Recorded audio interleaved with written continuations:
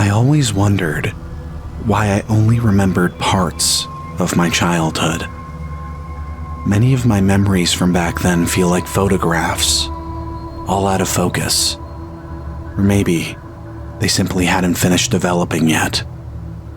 I pulled some photo albums out of the TV console at my parents' place. They were clad in dust and held a plethora of memories long since forgotten. It was all in chronological order: baby photos, first steps, Polaroids dated in neat handwriting with permanent marker, my first day of school, Sunshine Preschool. Sunshine. The name sounded so familiar. Memories began re-emerging, like a floodgate opening. My palms started to sweat, my heartbeat rising, thudding in my chest. I stepped back from the photo album. I was starting to remember. It was 1997 when I went to Sunshine Preschool. Memories of those times sit in an ethereal glow. It felt as if every day was sunny back then. Now, the clouds all seemed darker. A long snaking road led to the crest of a rolling green hill. A single elm tree and the playground sat beside the red brick school building. It was picturesque and almost too well kept. The grass too green and the sky too blue. I can even see that single fluffy white cloud hanging above, as if suspended on fishing wire. The memory feels more like a liminal space than any place in our actual reality. Inside, it was set up in a way that felt like a dream. You'd walk in, and there was this giant stuffed bear, the size of a full-grown adult. A fish tank cast an aquatic blue light over the storytime room. A treehouse with a slide hung over the entryway, above the cubbies for shoes and bags. My mom would drop me off and hug me goodbye. The kids would be running around, playing, climbing the treehouse ladder, zipping down the slide. I hardly remember the activities the teachers planned, the lessons, if there actually were any. It felt more like a daycare than a place meant for learning. I do remember recess, though. A small blacktop parking lot opened onto a modest jungle gym and slides. I remember looking out and seeing rolling green hills stretching toward the horizon.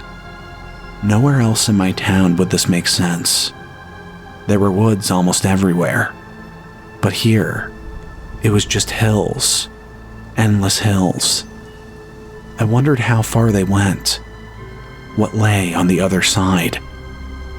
There was a kid in my class, Oliver, who the teachers referred to as the runner. He'd be playing on the seesaw or swing set, then stop for a moment, as if someone had spoken to him, someone we couldn't see. Then suddenly, he'd run, uncannily fast for a 3-year-old. He'd run for the hills. They'd have to catch him and wrangle him back. I don't think he ever made it very far. The teachers all had white pressed uniforms and walkie-talkies on their hips. I remember one crackling to life. A voice said, "Oliver's having a go again." Then all of them ran off after him. Thinking back, that seems strange for a preschool. The security, the way it was handled. By all appearances, it felt like a progressive place. The layout, the interior and the grounds. It seemed more like a place meant to encourage creativity and exploration. But the teachers, the way they looked and dressed, they seemed more like guards at an asylum than educators. At this point, I was really trying to remember. What was it about those days that left me with this anxiety? Had something happened that I couldn't quite put my finger on? I flipped through the photo album a bit further. A photo stood out to me. I trusted the feelings as they came in waves. I let them lead me. At first it was faint, just a pressure in my chest, then something sharper. This time, it was dread. I leaned in closer, looking at the photograph. It was inside the preschool. The lighting was wrong. It was dim, almost amber, like the bulbs had been turned down and replaced with something softer. There were crates on the floor, plastic and gray. Kids sat around them in loose clusters, more still than I remember us ever having been. The parents stood behind us, forming a kind of perimeter. Not quite a circle, not quite protection either. They were just there, watching. The longer I looked, the more it started to feel familiar. Not like a memory I could fully access, but something just beneath the surface. Then my stomach turned. I remembered, all at once. It was the snake incident. Looking back, the whole occasion seems so strange. It was a room full of 3- and 4-year-olds, and snakes. It was the night when we came back to the school for a presentation. Our parents came with us. The teachers brought in a snake guy. I don't know how else to put it. It was just a man with a bunch of snakes. They were all friendly and trained. At least that's what they said. The man gave a bunch of facts about snakes, and then after the presentation, the kids would be able to touch them. But even now, thinking about it, something feels off. The way the room was set up, the way we were all sitting so still. When they tried to place one of the snakes on my shoulders, something came over me. I screamed and cried and ran out the back door.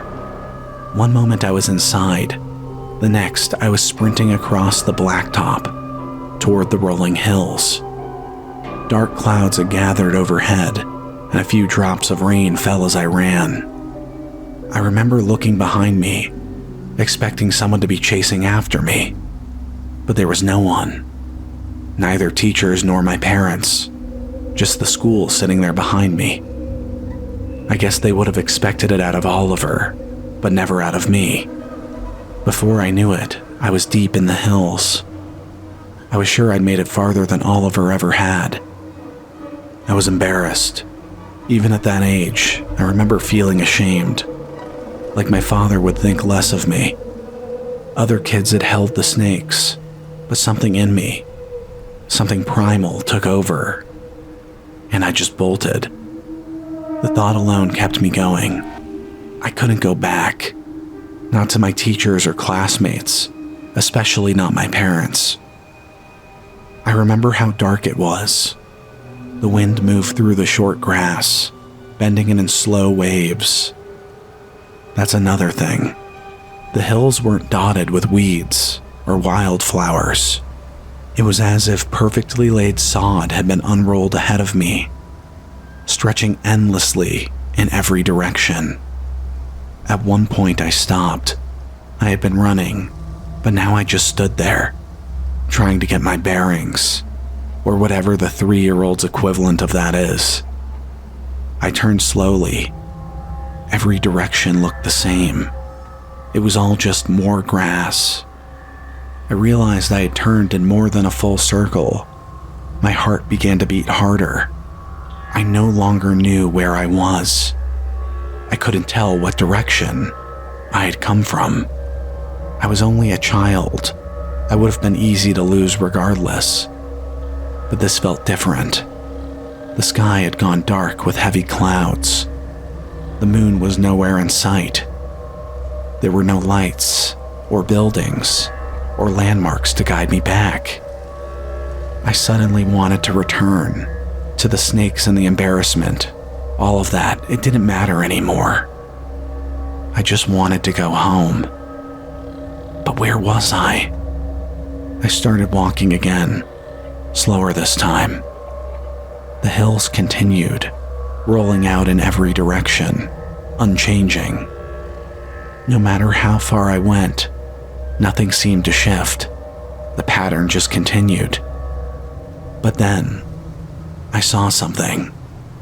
Atop the nearest hill, a slide, monkey bars, just the silhouettes of them against the dark sky. Relief hit me all at once. I'd found my way back. I broke into a run, pushing up the hill, my sneakers slipping slightly in the damp grass. The wind seemed to pick up as I climbed, but when I reached the top, it wasn't the playground, at least not the one I knew. It was just pieces, a few scattered things, play equipment, but incomplete.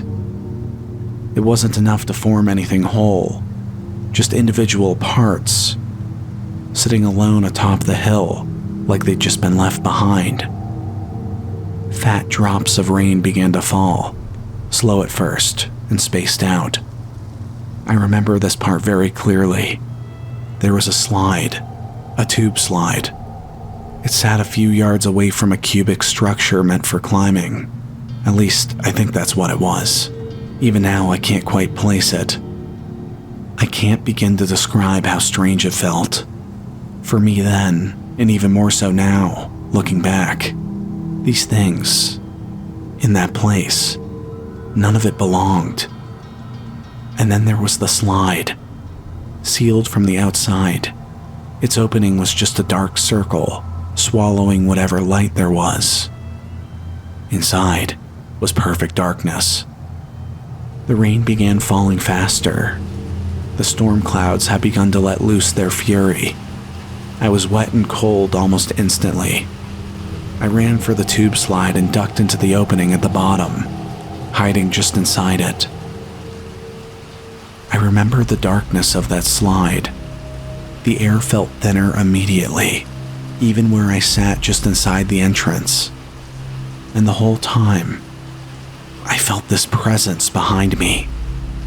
Not like there was someone inside the slide with me, but rather, if I scooched back just a little further, I'd fall off some unseen edge into an endless dark void. The rain fell outside heavy and cold. I shivered and was afraid, but I noticed there was warmth further inside the slide, as if the day's heat had been trapped in there, waiting and offering some kind of comfort. I inched a bit further inside, and then a little more. It was just blackness. Warm, but it became suffocating, like hiding under a blanket for too long. I kept my eyes on the opening of the slide, the only thing I could still make out. I wedged my legs forward and tucked myself horizontally, trying to stay still. My heart was still hammering, and the tears stung my eyes. Then I heard something. I nearly screamed. It was a whisper. But what it said made me stop. It was a child's voice. There was no doubt in my mind. It came from further up the slide. For a moment, I thought maybe a classmate had followed me out here and was calling down from the entrance at the top. The sound was hollow, echoing strangely, far away but also close. The voice said, "Don't be sad." I didn't respond for a moment.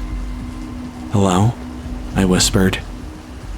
The voice called back, far away. "You're not the boy I was calling. You're not in the wrong place." I asked the voice, "What's your name?" "Emily." It responded. I asked if she went to Sunshine as well. She said she did, but not anymore. I asked another question. I don't remember what, but she changed the subject. She asked if I wanted to come further up the slide. I hesitated. She said that was okay, that I didn't have to be afraid. I stared up at the darkness, expecting her to emerge, but nothing did. Instead, I heard her voice. She said she knew what being afraid was. She used to get scared a lot, and she would come here and hide in the slide. People would go down it for fun, but it was always bigger inside than it looked. Some kids would get lost. Their parents would call for them, but they couldn't find their way back out. I started to panic then. I turned away from the darkness and toward the exit. It was much farther than I remembered. I started climbing toward it, but it felt like the slide was stretching, like I was walking the wrong way on an escalator. All the while, Emily kept talking. Those kids were scared too, but now they're not scared anymore. I crawled faster, more frantic now, but the distance kept shifting. The darkness felt like it was closing in behind me, all around me. I screamed and cried, clawed forward toward the opening. Then Emily spoke again. Her voice had changed. Still a child's, but wrong. Don't leave. I kept crawling. Follow my voice. And then suddenly, I tumbled out. One moment the exit was impossibly far away, the darkness nearly on top of me. The next, I was on wet grass, the rain striking my face. I scrambled to my feet and ran. I didn't hear Emily's voice again, but when I looked back, I saw something. A silhouette in the darkness of the slide. A small gray shape.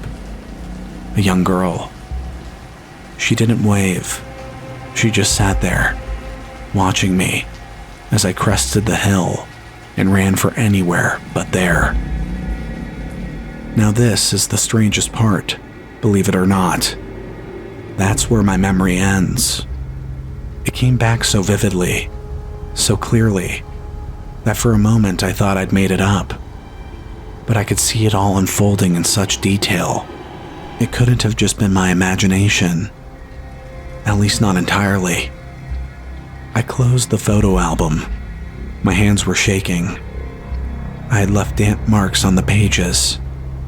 I went into the kitchen, where my mom was making tea. She was so much older now than back in those memories. I felt a pang of guilt for making her worry, even all those years ago. I asked if she remembered the snake incident at preschool. She said it was so long ago, she was surprised I remembered. I asked if she remembered what happened, if she could tell me the story, the way she remembered it. She thought for a moment. She said I ran away, and that my father and the teachers went after me. But it was so quick, the whole thing. She never thought much about it. They found me out by the playground. I mentioned how long I'd been gone for. She smiled, gently, and said I must have misremembered it. I had been so upset, she said. She kept trying to reassure me. It wasn't a big deal. Nothing to be ashamed of. Plenty of people are afraid of snakes. Then I asked something else. Were there ever any missing kids from Sunshine Preschool? If the name Emily rang a bell. She said no, but there was a pause. Small, almost nothing, but long enough to feel it. A hesitation before the answer, like a memory had tried to surface and then didn't.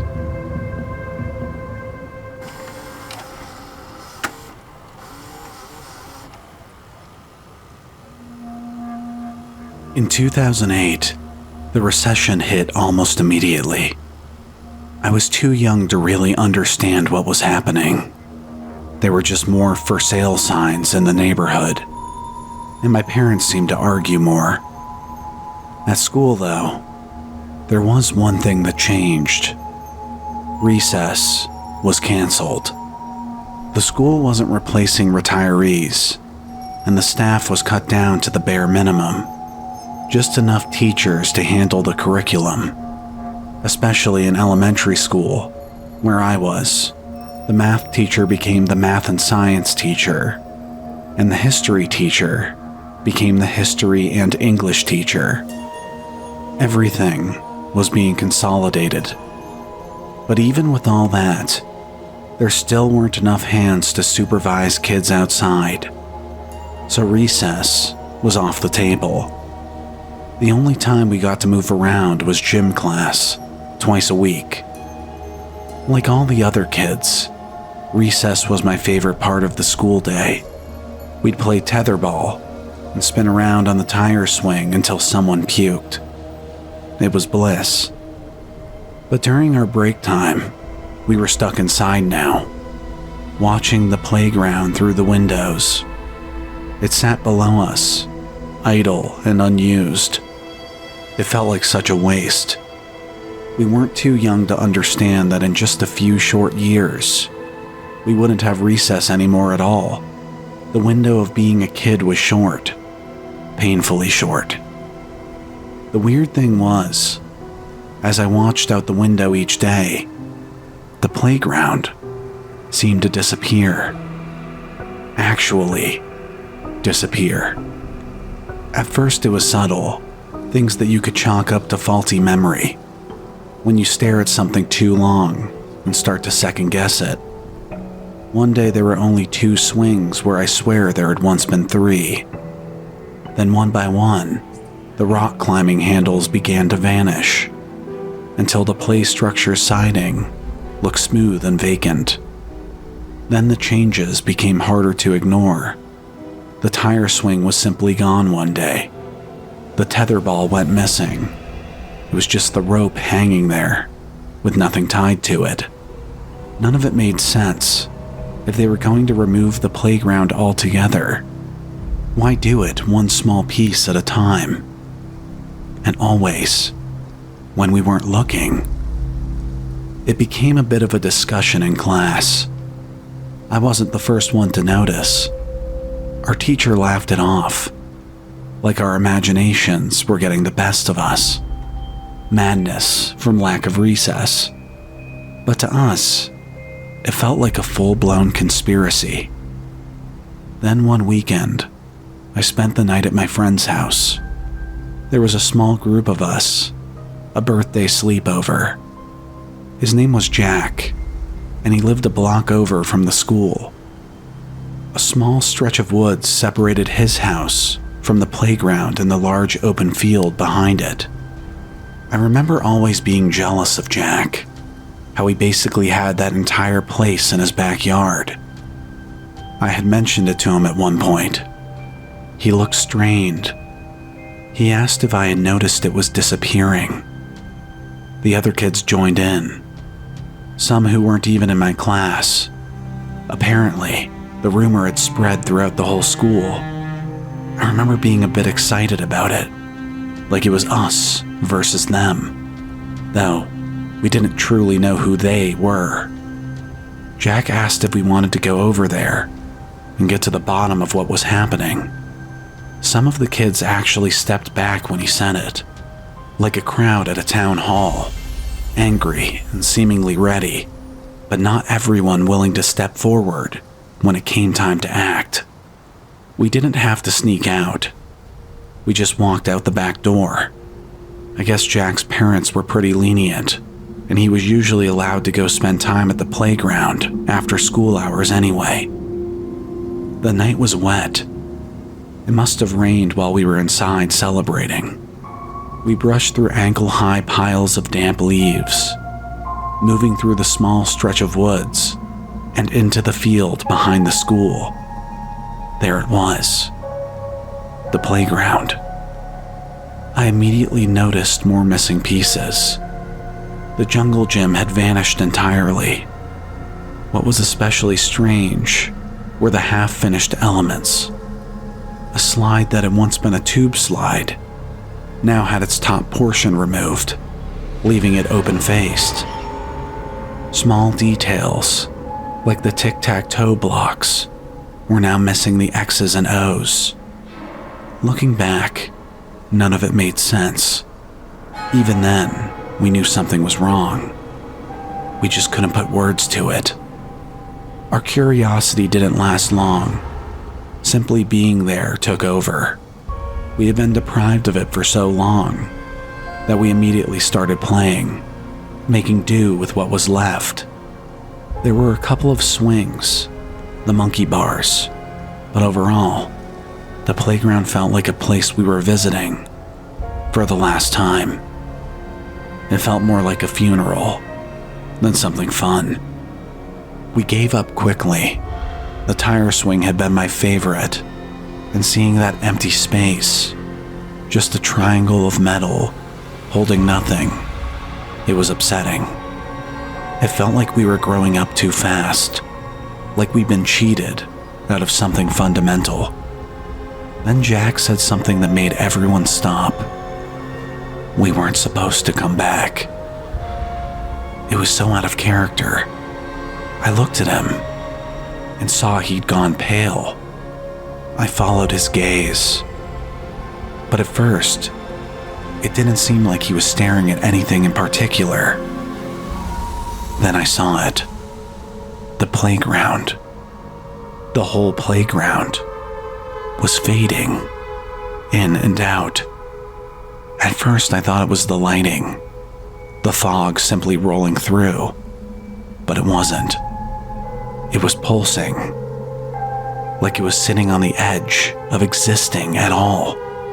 And to my horror, a couple of the kids were fading with it. One on the swing, another at the top of the slide. We called for them then, frantic, telling them to come back.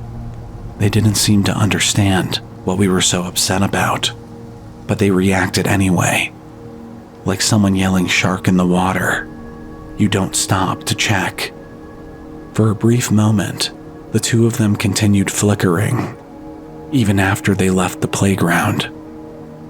We stepped back further, closer to the tree line, looking down the slope at the playground below, as it flickered and slowly faded.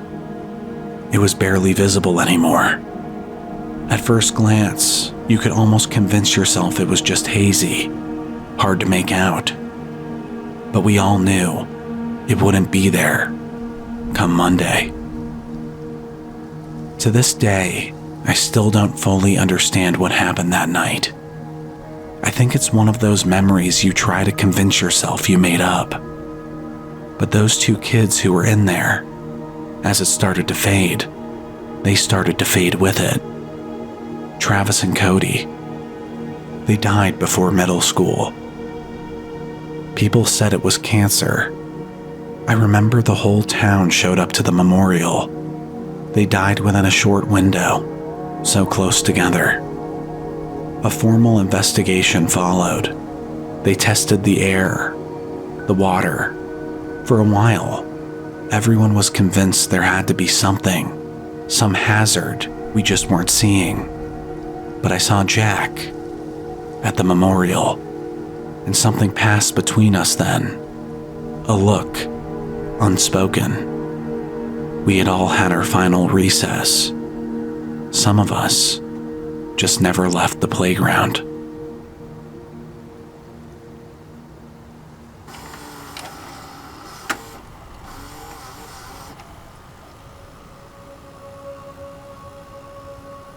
When I was in 5th grade, we used to visit websites during homeroom. There were a few computers in the classroom, pushed up against the wall. While we waited for the teacher to arrive, we'd go on Newgrounds and Albino Black Sheep, little sites that hosted games.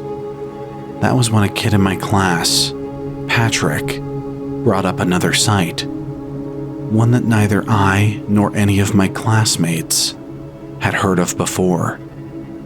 It was called Games for Kids 2, spelled with the numbers 4 and 2. I remember thinking, what happened to Games for Kids 1? The website made me loathe the idea of finding out. Even for 2003, it was an eyesore, to put it lightly.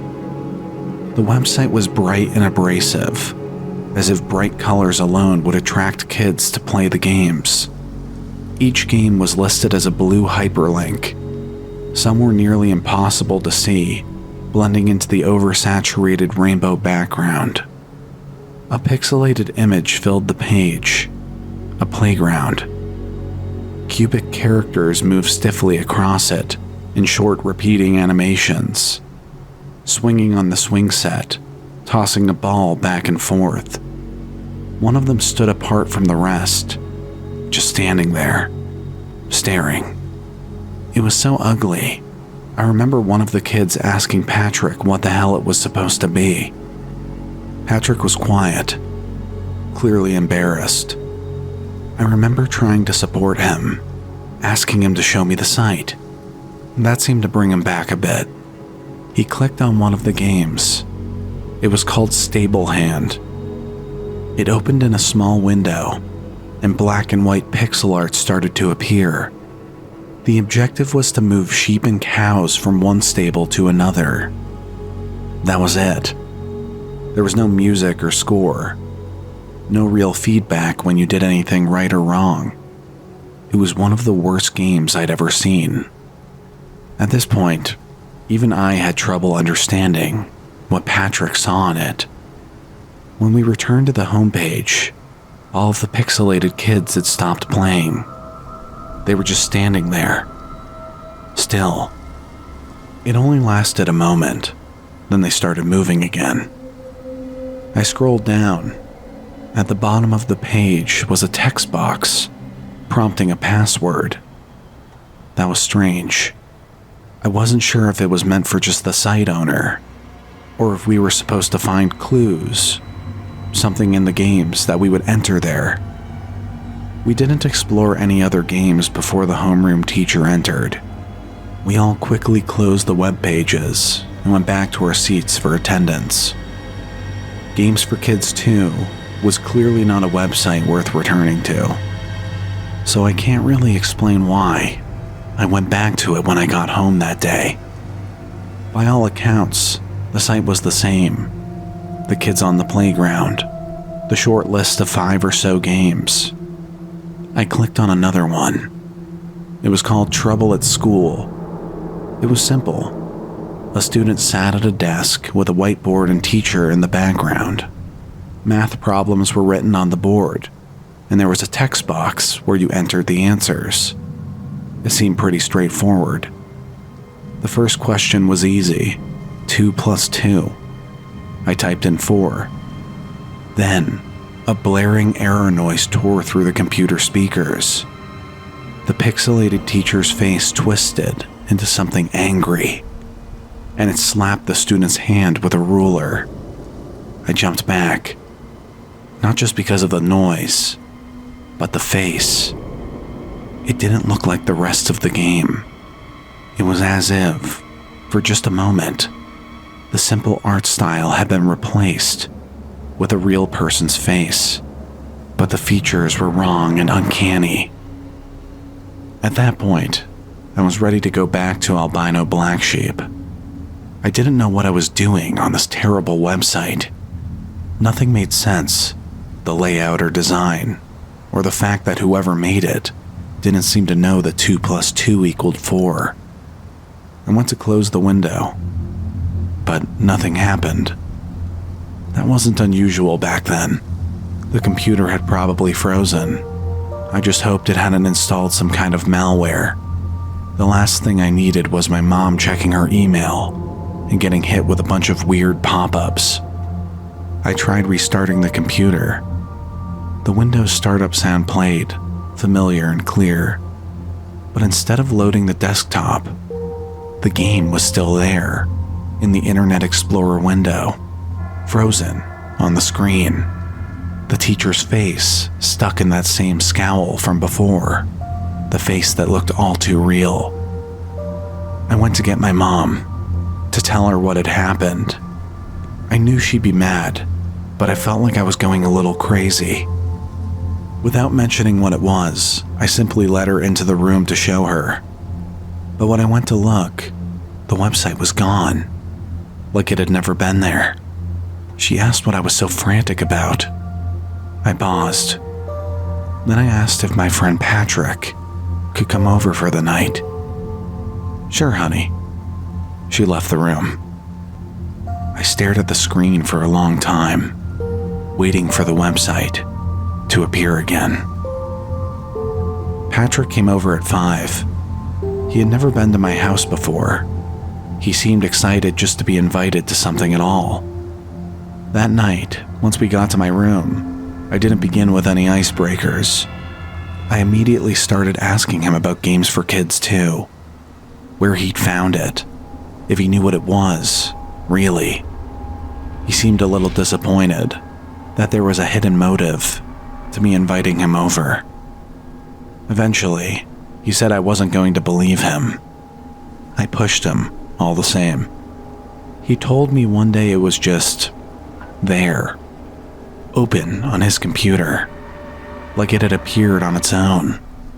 He hadn't brought it up in homeroom because he thought it was interesting or a particularly fun website. He was simply canvassing the room, trying to see if anyone else recognized it. He just wanted to know he wasn't alone. Based on everyone's reactions, though, it seemed like he was. I asked if it was a virus. Patrick said he didn't know. I asked if he knew the password. He said he hadn't found it yet. Everything with Patrick led nowhere. We went over to the computer and opened the site. Patrick wasn't the most confident kid, but I felt a little safer having someone there with me as I explored it. The third game down the page was called Where Am I? We opened it. On the screen was a pixelated image of trees, ducks in a pond, and a man jogging along a path. I shrugged. "Park," Patrick said. We typed it in. Bright colors flashed across the screen. The word correct appeared, then began to melt. The next image was a grocery store, then a gym. We answered them accordingly. So far, so good. The correct answers were being accepted. Then the next image. I stopped. Patrick leaned in, confused. It was a digital rendering, the same style as the previous ones, like something you'd see on an Etch-a-Sketch. The image slowly loaded, unraveling in vertical chunks from top to bottom. On the screen, trees, a thicket of dead branches and brush, then a house visible through the trees. I felt like the breath had been knocked out of me. It was the back of my house. A crude drawing, but not a coincidence. The back porch, the above-ground pool, the rose garden. It was all there, in grainy detail. At the top of the screen, the text bounced in bright rainbow colors. Where am I? My heart started hammering. Patrick had figured it out by now. I could tell by the look on his face. At that point, I tried to click off the web page, just like before. Patrick whispered something then that made me shiver. "Answer it." He sounded scared, but certain it was the only way. "House," I typed. "Incorrect." "My house," I typed. Then came a long delay. The other responses had been graded immediately, but this one took time, as if it were a live chat, and something or someone on the other end was thinking. "Correct." The words exploded on the screen. I breathed a sigh of relief. I think we both did. We didn't attempt to leave the website or shut off the computer. We knew it wasn't time for that yet. We returned to the home page, where all of the kids had vanished. The digitized playground sat empty and strange. I tried reassuring myself. Whoever was out there, they couldn't get inside. My parents always locked the door. We had a security system, a dog. It was a good neighborhood. But still, I couldn't bring myself to look out the window. I knew something would be out there. Someone, bedecked in colors like a clown, a mascot of this terrible website. But why were we still playing? Would it vanish again if I brought my parents in? They'd have to believe both of us, right? The photo of my house had crossed a line. I can't explain why I didn't act. I think maybe I was just scared stiff. But also, maybe I just wanted to win. To beat the game. One way or another, I was in too deep. We still didn't have a clue what the password could be. We thought that maybe there would be something hidden behind it that pointed to who was responsible for building this website. If it was a game, there had to be an end. Patrick said he had tried several passwords the last time he was online. Simple words and phrases like fun, party, and playground, but none of them worked. Then Patrick had an idea. He scooted over and took the keyboard, slowly typing. P-A-T-R. He was typing his name. I felt sick watching him do it. Then, password rejected. I felt a wave of relief. If the owner of the site knew names, he knew us. That thought terrified me. I was just starting to feel hopeful when I looked over.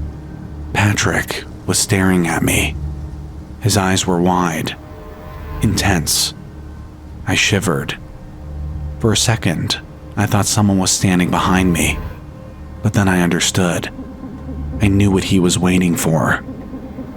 I placed my hands on the keyboard and began typing my name, one letter at a time. Password accepted. Confetti exploded onto the screen. I expected a new page, another game, or some hidden backend to the website. But instead, it looked like we were still on the same homepage. Then I looked closer. The playground. There were two children standing there, staring blankly back at us. Crude minimalist artwork. One boy had brown, shaggy hair. The other, blonde and longer. The clothes were unmistakable. It was us.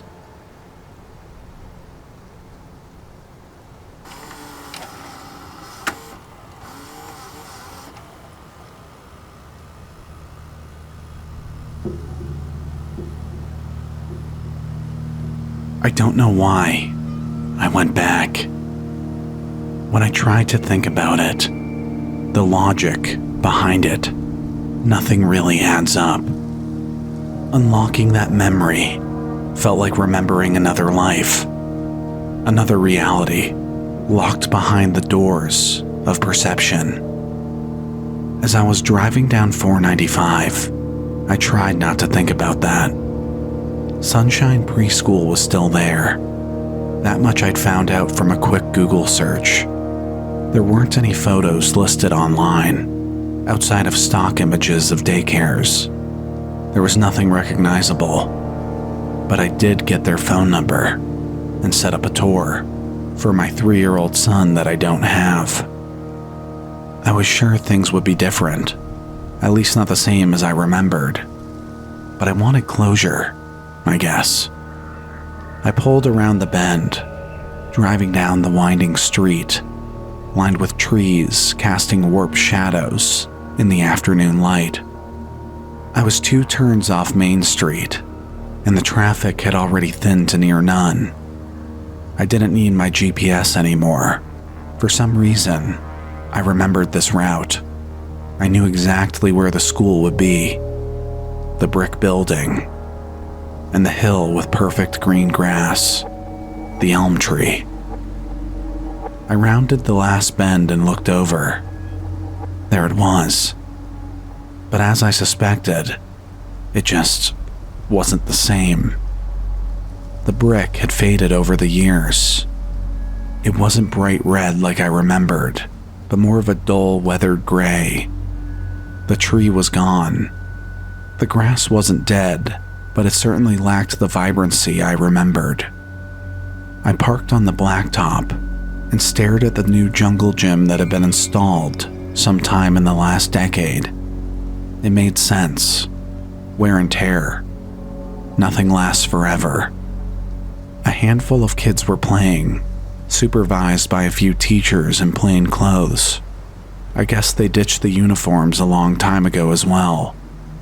The one thing that stood out, nearly unchanged, were the rolling hills. They seemed to grow greener the further out they stretched. I was greeted by the director in the parking lot. She was charismatic and friendly, asking plenty of questions about my fictional child. I tried to keep up. If I was discovered, I could only imagine what they would assume about me. It wouldn't be good. She led me inside, and I braced myself either to be shocked by how accurate my memory had been, or disappointed by how wrong it was. It turned out to be somewhere in between. The bear was there. It wasn't nearly as large as I remembered. The fish tank didn't glow. It was modest, unremarkable. Kids prodded and pointed at a single goldfish inside.